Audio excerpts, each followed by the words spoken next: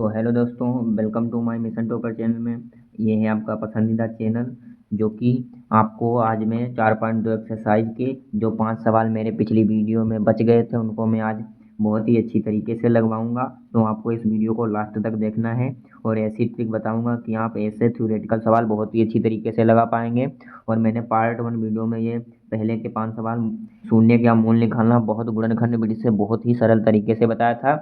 अगर आप कोई लोग इस वीडियो को नहीं देखा है तो जल्द से जल्द जाइए, पहले इस वीडियो को देखें फिर इस वीडियो को देखें, क्योंकि पूरी एक्सरसाइज कवर कीजिए। क्योंकि शून्य के निकालने के लिए 2 या 3 नंबर के सवाल जरूर आते हैं और हर साल आते हैं। तो हम बिना समय गंवाए अपना ये 5 सवाल लगाते हैं। इनमें हम आपको ऐसा समीकरण बना के देंगे सिर्फ, और आपको हल खुद अपने आप से करना है। तो अगर जो भी सवाल आपको समझ में ना आए तो मैं पहले ही बता देना, तुरंत मुझे कमेंट में बताएं, हम आपको पर्सनली व्हाट्सएप ग्रुप पर तुरंत बताया जाएगा। और मेरे डिस्क्रिप्शन में पड़ी है व्हाट्सएप की लिंक, तुरंत जुड़ जाइए उससे।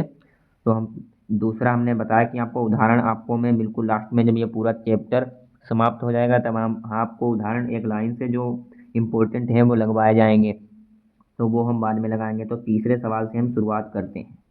तो तीसरा सवाल हमारा क्या है, ऐसी दो संख्या ज्ञात की जिनका योग 27 है, यानी दो संख्या योग 27 और गुणनफल 182 हो। तो हम लगाएंगे, तो आपको भी मेरे साथ लगाते चलना है। तो ये 3 नंबर सवाल है, 3 नंबर सवाल लगाते चलना है। तो माना क्या, पहले मानेंगे माना पहली संख्या, माना पहली संख्या यक्स, माना पहली संख्या यक्स तथा तथा दूसरी तथा दूसरी तथा दूसरी संख्या 27 माइनस यक्स है। क्या है, 27 माइनस यक्स है। तो हमारी दूसरी संख्या कितनी हो गई, 27 माइनस यक्स हो गई। अब हमें बहुत ही अच्छी तरीके से, तो 27 माइनस, अब इनका गुणनफल कितना है, 182। गुणनफल कितना है, 182 है। तो हम पहले गुणनफल लिख लेंगे। तो गुणनफल इसका 182 है, तो इनका हम गुणनफल करेंगे। 27 माइनस यक्स बराबर 182। अब ये इनका गुणनफल हो गया। अब इससे मल्टीप्लाई करेंगे तो हमारा कितना हो जाएगा, 27x, ये माइनस का एक्स स्क्वायर हो जाएगा, ये बराबर कितना हो जाएगा, 182 हो जाएगा। अब इसको हम इधर लाएंगे तो ये माइनस का ही रहेगा, क्योंकि इसको बराबर के उधर इधर उधर नहीं ले जा रहे हैं, इसी फॉर्म में रख रहे हैं, इधर ही फॉर्मेट में। तो ये प्लस का है तो ये प्लस का ही रहेगा, क्योंकि यहाँ पर यक्स लगाना था, क्योंकि ये यक्स से मल्टीप्लाई करेंगे। अब ये प्लस में इधर आएगा, किस में हो जाएगा, माइनस में हो जाएगा, बराबर 0। अब हम इसको पूरों को माइनस से भाग देंगे, तो माइनस से भाग देंगे तो ये माइनस माइनस क्या हो जाएगा, प्लस हो जाएगा। और ये प्लस माइनस माइनस हो जाएगा, और ये माइनस माइनस प्लस हो जाएगा। तो मैंने इसकी पूरी समीकरण बनवा दी है। आप तुरंत जाइए और अपने आप खुद से इसके मूल निकालना सीखें। इसका हम बता दे रहे हैं, गुणनखंड 14 + 13 होंगे। जब मल्टीप्लाई करेंगे तो कितना होगा, 182 आएगा। तो आप इसके गुणनखंड करके भी इसको पता लगा सकते हैं। तो आपको गुणनखंड मूल आपको अपने आप से निकालने हैं, क्योंकि मैंने शुरुआत से मूल निकालना बहुत ही अच्छी तरीके से बताया है और पिछले सवालों में भी बताते आ रहा हूँ। तो आप लोग अब तक सीख गए होंगे। तो हम अब अपने 4 नंबर सवाल की ओर बढ़ते हैं, क्योंकि बिना समय गंवाए हम कम समय में ज़्यादा स्कोर गेन करेंगे आज इस वीडियो में। जल्द से जल्द हम इस एक्सरसाइज को समाप्त करके अगली एक्सरसाइज पर पहुंचेंगे और जल्द से जल्द इसको चैप्टर को समाप्त करेंगे। जल्द से जल्द 5 चैप्टर पर पढ़ेंगे और पूरी किताब को हम 2-3 बार रिवीजन कराएंगे और अदर सब्जेक्ट की भी तैयारी करानी है। तो हमारा 4 नंबर क्या है, 2 क्रमागत धनात्मक पूर्णांक जिनका वर्गों का योग 365 है। तो मैंने यह सवाल आपको पीछे लगवा चुके हैं, बिल्कुल सेम है, पर हम आपको इसका समीकरण फिर भी बनवाते हैं। अगर आप लोग लगा लेते हैं तो तुरंत लगा के मुझे समीकरण कमेंट में लिख कर भेजिए। हम देखते हैं आप लोग सही बना पाए हैं या नहीं, और हम बना रहे हैं उससे आप लोग मैच करिए अपनी समीकरण। जल्द से जल्द लगाइए और तुरंत मुझे भेजिए कि आपकी समीकरण कितनी आई है। तो हम समीकरण लिखते हैं कि 2 क्रमागत धनात्मक पूर्णांक। तो हम क्या लिखेंगे, माना माना पहला तथा पहला तथा तथा दूसरा धनात्मक पूर्णांक यक्स तथा यक्स प्लस 1 है। तो ये हमारे क्या हो गए, दोनों, ये हमारे दोनों पूर्णांक हो गए। अब इनको हमें बहुत अच्छी तरीके से सवाल को अपनी किताब में पढ़ते चलिए और हम सॉल्व कर रहे हैं उसको देखते चलिए। अब इनके वर्गों का योग कितना दिया है, क्या दिया है, वर्गों का योग, वर्गों का योग। अब इनके वर्गों का योग कितना दिया है, 365 दिया है। कितना दिया है, 365 दिया है। अब हमें इनके वर्ग लिखेंगे और इनको योग कर देंगे। हम इनके वर्गों का योग कितना दिया है, आप लोग मुझे इसका जल्द से जल्द समीकरण भेजिए कमेंट में कि आप लोग लगा पा रहे हैं कि अब भी नहीं लगा पा रहे हैं। मैंने इतनी बार इसको लगवाया और समझाया भी बहुत अच्छी तरीके से है, इसीलिए मैं स्लो मोशन में पढ़ाते चलता हूँ। तो कितना आएगा वर्गों का योग, तो इसका भाई वर्ग कर दिया, योग कह रहा है तो प्लस करना दिया, और इसका मुझे वर्ग करना है, बराबर 365 हो गया। वर्गों का योग 365। अब इसका एक्स स्क्वायर ही रहेगा। अब इसको ए प्लस बी के होल स्क्वायर में तोड़ेंगे तो क्या हो जाएगा, एक्स स्क्वायर 1 का 1 ही रहेगा, और 2 2 कम 2 2 नहीं, 2ab यानी 2x ही रहेगा, बराबर 365 हो गया। अब इसको जोड़ देंगे तो 2x square plus 2x plus 1 ही रहेगा। जब इधर ये आएगा इसका निशान चेंज हो जाएगा, 365 बराबर 0।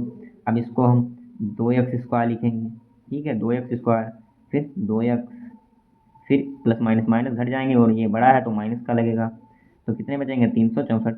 अब इसको हम 2 से भाग देंगे कि ये पूरा पूरा कट रहा है, तो 2 से भाग देंगे कितना आएगा, x square plus x minus कितना आएगा 182 बराबर 0। अब देखो हमारी समीकरण बिल्कुल ऊपर वाली की तरह आई है, वहाँ पर सिर्फ 27x है, तो हम क्या उसमें 14 प्लस 13 किया था, क्योंकि यहाँ योग था तो योग होता, यहाँ माइनस है तो घट जाएगा 14 माइनस 13, तो मेरे 14 13 हो जाएंगे पूर्णांक।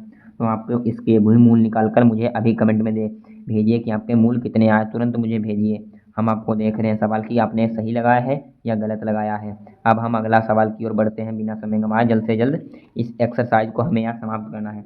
5वां है, एक समकोण त्रिभुज की ऊंचाई इसके आधार से 7 सेंटीमीटर कम है, यानी आधार से ऊंचाई 7 सेंटीमीटर कम है और कर्ण 13 हो, तो अन्य दो तो हमें ऊंचाई x मान लेंगे, और ये 7 सेंटीमीटर कम है आधार से, ऊंचाई आधार से कम है तो आधार हम x माइनस 7 मान लेंगे, तो मेरा पूरा सवाल हल हो जाएगा। बहुत ही अच्छी तरीके से कॉन्सेप्ट के साथ इस चैनल पर पढ़ाया जाता है, बस आप लगे रहिए। अगर आपको मैथ पूरी में पूरी ना आने लगे, आप एक भी 2027 बोर्ड एग्जाम में सवाल छोड़ के नहीं आएंगे, बस इस चैनल पर भरोसा रखें। तो हम अगला सवाल लगाते हैं 5 नंबर। तो हमारा 5 नंबर सवाल क्या लिखेंगे, पहले हम मान लेंगे, माना त्रिभुज की ऊंचाई, त्रिभुज की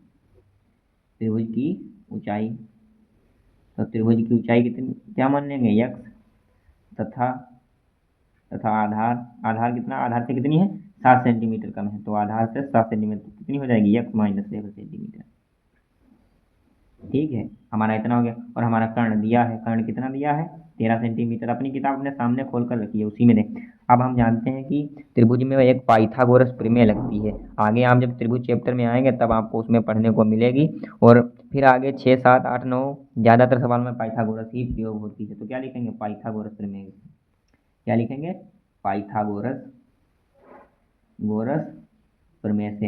अगर किसी को प्रमेय नहीं आ रही तो इस चैप्टर में आने लगेगी, तो आप त्रिभुज में ज़्यादा हिचकिचाएंगे नहीं और अच्छी तरीके से हल कर पाएंगे उस चैप्टर में। तो पाइथागोरस प्रमेय से तो क्या होती है कर्ण स्क्वायर, यानी उनके वर्गों का योग बराबर कर्ण स्क्वायर के बराबर होता है, किसका, आधार का स्क्वायर प्लस लंब स्क्वायर यानी ऊंचाई, लंब स्क्वायर। तो हमारा कर्ण कितना दिया है 13, तो इसका होल स्क्वायर करेंगे। आधार कितना दिया है x माइनस 7, इसका होल स्क्वायर करेंगे। और हमारी लंबाई यानी ऊंचाई कितनी दी है x, तो इसका हम होल स्क्वायर करेंगे। बहुत ही सरल सवाल हैं, बस आपके समझने में मतभेद है। अगर आप समझ गए तो आप उसको पूरा हल कर लेंगे। मैथ कॉन्सेप्ट पे पूरी निर्भर है, अगर आप समझ गए तो आपको ये बिल्कुल सरल लगेगी, ठीक है। तो हम आपको ऐसा समझाएंगे कि समझ में ही आएगा, ऐसा कोई वो ही नहीं उठेगा प्रश्न ही कि आपको समझ में नहीं आया, बस आप पढ़ते रहिए।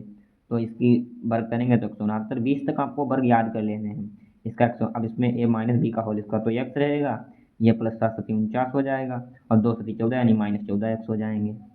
यहाँ पे a plus B minus B के होल स्क्वायर से खोलेंगे तो इतना ही आएगा, और प्लस एक्स स्क्वायर हो जाएगा। अब हम इसमें जोड़ेंगे तो कितना हो जाएगा, 2x स्क्वायर हो जाएगा, इसको इधर ही रखेंगे, किधर भी लिख लो चाहे, और माइनस 14x हो जाएगा, क्योंकि मैंने इसको यहाँ पाला है, इसे बराबर के उधर नहीं भेजा है, ये प्लस का था प्लस का हो जाएगा, और ये इधर आएगा तो प्लस में था किस में हो जाएगा, माइनस में हो जाएगा, और बराबर 0 लग गया।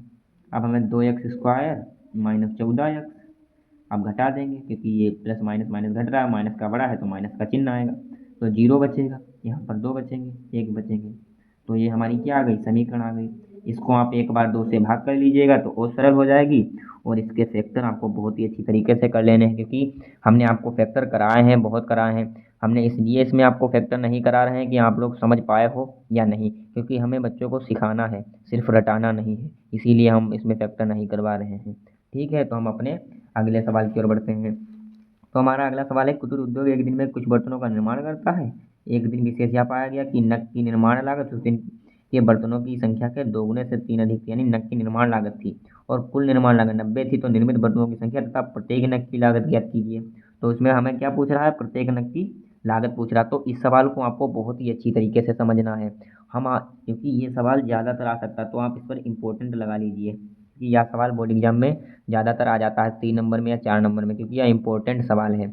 ऐसे सवाल ही थ्योरेट कराते हैं कि बच्चों को थोड़ा माइंड लगाए, रीजनिंग की तरह सवाल आते हैं।